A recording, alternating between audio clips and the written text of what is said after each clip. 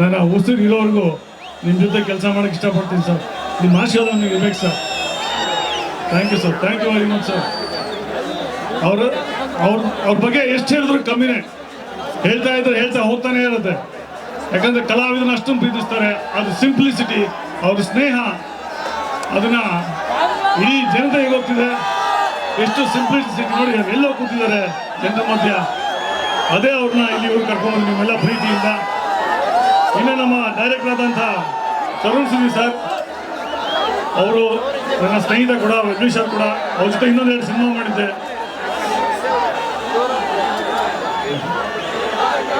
ಅವ್ರ ಜೊತೆ 2 ಸಿನಿಮಾ ಮಾಡಿದ್ದೆ ನಾನು, ಚೌಕ ಮತ್ತೆ ರಾಬರ್ಟ್ ಇನ್ಸ್ಪೆಕ್ಟರ್ ಪಾತ್ರ ಮಾಡಿದ್ದೆ.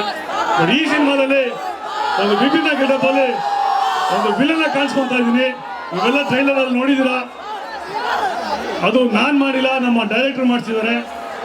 ಈ ನನ್ನ ಜರ್ನಿಯಲ್ಲಿ ಒಂದು 25 ವರ್ಷದಲ್ಲಿ ಯಾವತ್ತೂ ನಾನು ಗಡ್ಡ ಬಿಡದೆ ಅಥವಾ ಗೆಟಪ್ ಚೇಂಜ್ ಮಾಡಿರಲಿಲ್ಲ. ಬಟ್ ಈ ಸಿನಿಮಾದಲ್ಲಿ ಮಾಡಿದ್ದೀನಿ. ನೀವೆಲ್ಲ ನೋಡಿ ಹಾರೈಸ್ತೀರಾ ಅಂತ ಅನ್ಕೊಂತೀನಿ. ದರ್ಶನ್ ಸರ್